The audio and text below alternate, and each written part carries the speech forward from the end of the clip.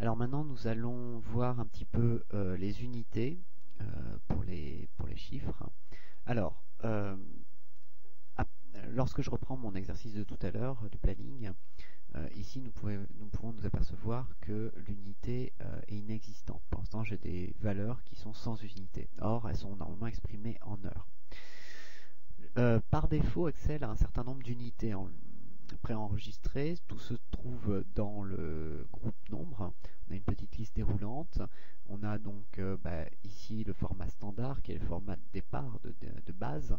On a le format nombre qui est identique au format standard, mis à part qu'il va rajouter des décimales. Décimales d'ailleurs que l'on peut contrôler via ces deux boutons. J'enlève des décimales, je rajoute des décimales. Ok. Je vais trouver le format monétaire et le format comptabilité. La différence entre monétaire et comptabilité, c'est pour la gestion des chiffres négatifs notamment et la mise en relief des chiffres négatifs. Je vous fais un très rapide exemple. Si je mets -7, ici vous voyez le -7 va être mis en valeur dans le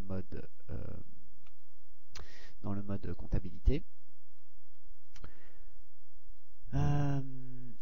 Ensuite, je remets en standard.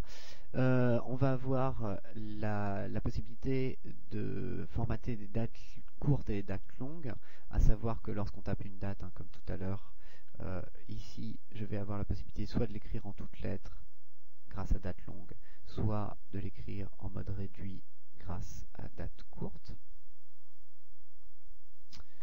Réduire d'ailleurs un petit peu cette date, histoire qu'elle soit moins dominante.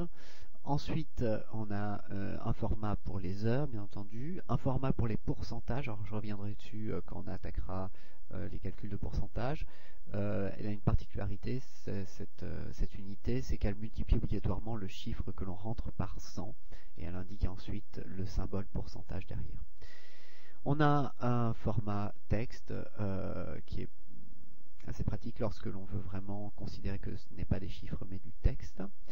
Mais nous n'avons pas ici notre unité qui pourrait nous intéresser, à savoir le format heure, c'est-à-dire 7 et puis derrière le symbole H pour heure.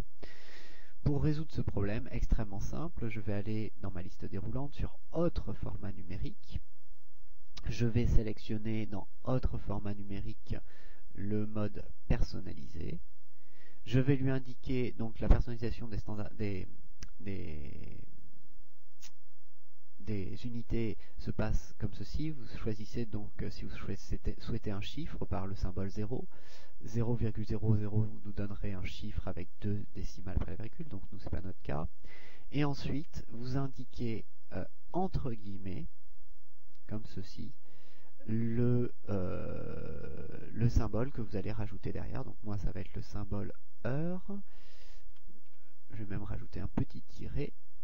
Ok, et donc là ici je vais avoir mon unité qui va se mettre en place comme je l'ai souhaité. Alors bien entendu on peut s'amuser à toutes les fantaisies possibles. Là je vais rester sur quelque chose de très simple comme ceci. Voilà.